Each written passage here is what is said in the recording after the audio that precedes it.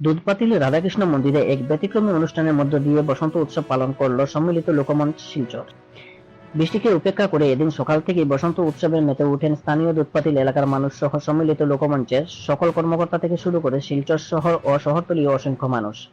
বসন্তের গান ও নাচে পুরো মন্দির প্রাঙ্গণ দিনব্যাপী এক উৎসব মুখর পরিবেশের রূপ নেয়। সম্মিলিত লোকমঞ্চের সভাপতি ডক্টর অনুপ কুমার রায়, সম্পাদক ভাস্কর দাস, সাংস্কৃতিক সম্পাদক কানাইলাল দাস, জেলা ক্রীড়া সংস্থার সভাপতি শিবব্রত দত্ত, সাধারণ সম্পাদক অতনু ভট্টাচার্য, জেলা ক্রীড়া সংস্থার প্রাক্তন সভাপতি বাবুল হুর মহাশয় ও প্রমুখ অনুষ্ঠানে উপস্থিত ছিলেন। অনুষ্ঠানে বসন্তের গান পরিবেশন করেন মঙ্গলানাথ, বিধান লস্কর, পণ্ডিত অনিমেষ দেব, মণিমিতা গোস্বামী, অজিত দেব সহ অনেকে। বসন্তের গানের উপর নৃত্য পরিবেশন করেন দুধপাতিল নাট্য ও সাংস্কৃতিক সংস্থার ছোট দুধপাতিল ও দুধপাতিল শাখার শিল্পীরা।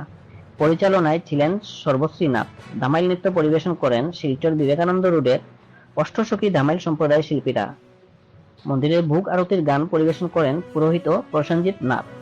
Assam prime news 24x7 Amal ঋষির প্রতিবেদন, বয়েসে দিবজয় চক্রবর্তী।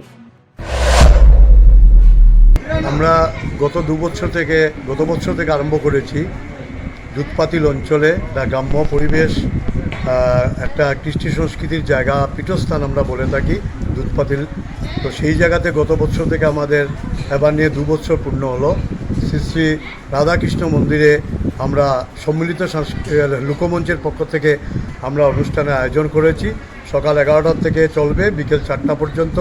সাথে ঠাকুরের মহাপ্রসাদ এখানে আমরা সবাইকে আয়োজন করেছি, সবাই খাবে। তবে আমরা একটা জিনিস বিশ্বাস করি যে আমরা খুব চেষ্টা করছি সম্মিলিত লোকমঞ্চ যে কাজ করে যাচ্ছে। কিছুদিন আগে আমরা দামাইল উৎসবও করেছি, দামাইল প্রতিযোগিতা করেছি। সেদিকে লক্ষ্য রেখে এবার আমরা বসন্ত উৎসব দুধপাতিল অঞ্চলে, আপনারা বলতে পারেন যে শিলচর ছেড়ে দুধপাতিল কেন? দুধপাতিলের অনুষ্ঠান করার একটা স্বাদই আলাদা। কারণ দুধপাতিল হচ্ছে গিয়ে আমাদের এই বরাকের আমরা বলবো যে সংস্কৃতির যে পীঠস্থান বলবো আমরা, যেখান থেকে মাটির গন্ধ, আমরা সংস্কৃতির গন্ধ পাচ্ছি। প্রতিটা মানুষ এখান থেকে ধামাইল হোক বা যে কোনো সঙ্গীত হোক, বাইরে অনেক শিল্পীরাই প্রতিষ্ঠিত আজ। তো সেই জায়গা থেকে আমরা এই মন্দিরটাকে বেছে নিয়েছি। আমরা অনুষ্ঠান করেছি সারাদিন ব্যাপী এবং আমাদের ডাকে সাড়া দিয়ে অসংখ্য শিল্পীরা এখানে এসছেন, নাচে গানে মিলিয়ে আমরা অভিহিত করছি। এটা প্রতি বছর আমরা বসন্ত উৎসবকে পালিত করি এইভাবেই, গত বছরও করেছি এই জায়গাটি। সম্মিলিত লোকমঞ্চ বসন্ত উৎসবকেও একটা লোক সংস্কৃতির অঙ্গ বলে মনে করে এবং সেই অঙ্গ হিসাবে আজকে আমরা এই বসন্ত উৎসব